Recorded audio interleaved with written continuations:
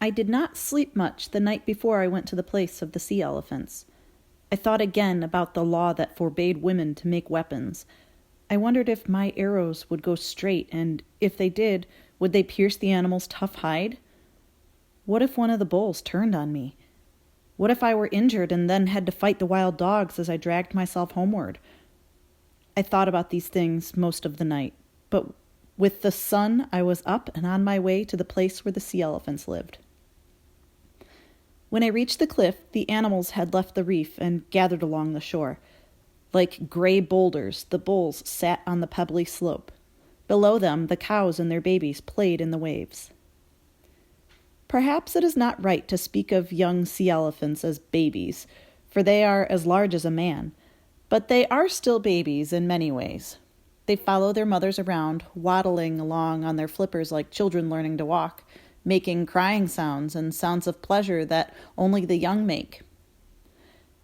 And before they will leave the shore and learn to swim, their mothers have to push them into the sea, which is often difficult to do because of their size. Some distance separated the bulls from each other, for they are bad-tempered, very jealous by nature, and quick to fight over anything that displeases them. There were 6 of them below me on the slope, each sitting alone like a great chief, watching his herd of cows and babies. The cow has a smooth body and a face that looks much like that of a mouse, with a sharp pointed nose and whiskers, but the bull is different. His nose has a large hump on it, which hangs down over his mouth.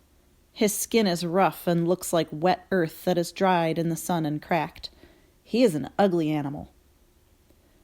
From the top of the cliff, I looked down at each of the sea elephants and tried to choose the smallest of the 6. They were all the same size, save one, which was the farthest away from me and partially hidden by a rock. He was about half as large as the others, a young bull.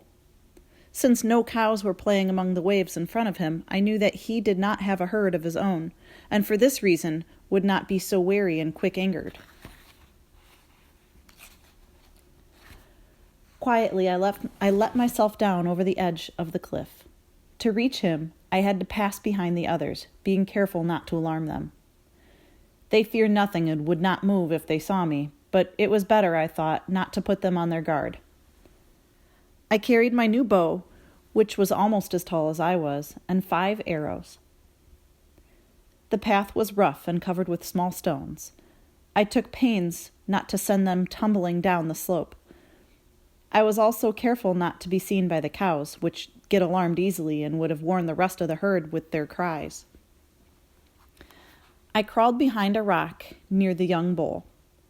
I then got to my feet and fitted an arrow to the bow, although I suddenly remembered my father's warning that, because I was a woman, the bow would break. The sun was fair in the west, but luckily my shadow fell away from the young bull. The distance between us was short, and his back was turned squarely toward me.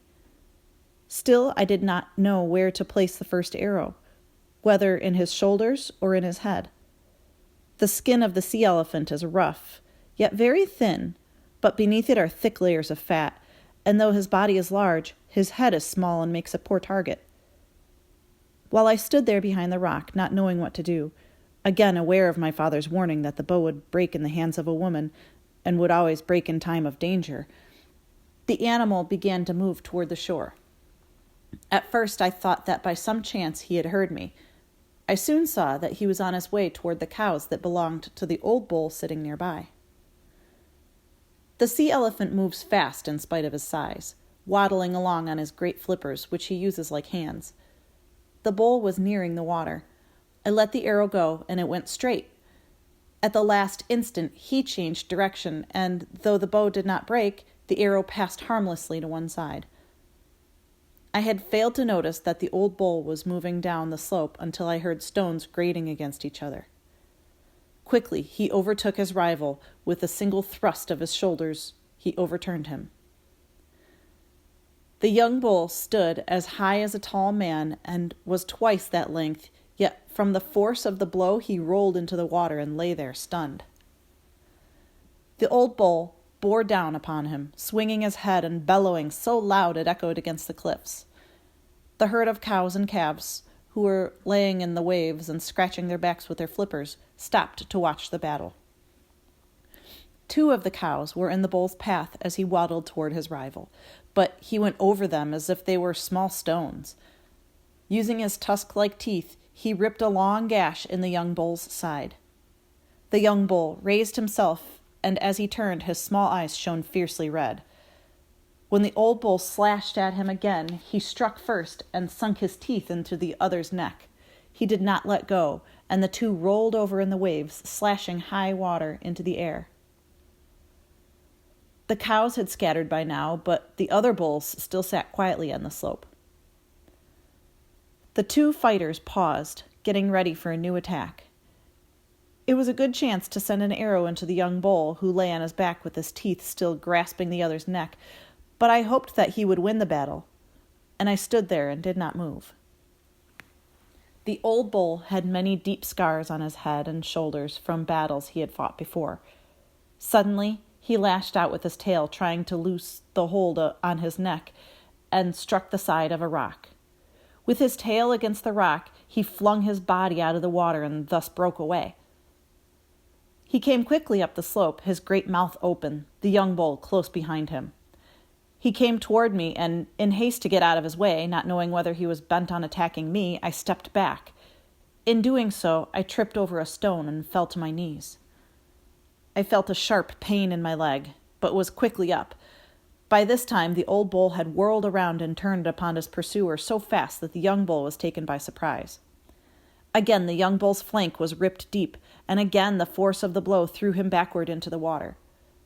The waves grew redder from his blood, but this time he rolled over and was waiting for the charge. He met the old bull with his shoulder. The sound was like rocks crashing against together. Once more the young bull caught the other's throat, and together they disappeared beneath a wave. When they came up, they were still locked together. The sun had gone down, and it was so dark I could no longer see clearly. My leg had now begun to hurt. Since I had a long way to go, I left them. I could hear their bellowing as I went up the cliff, and for a long time afterwards.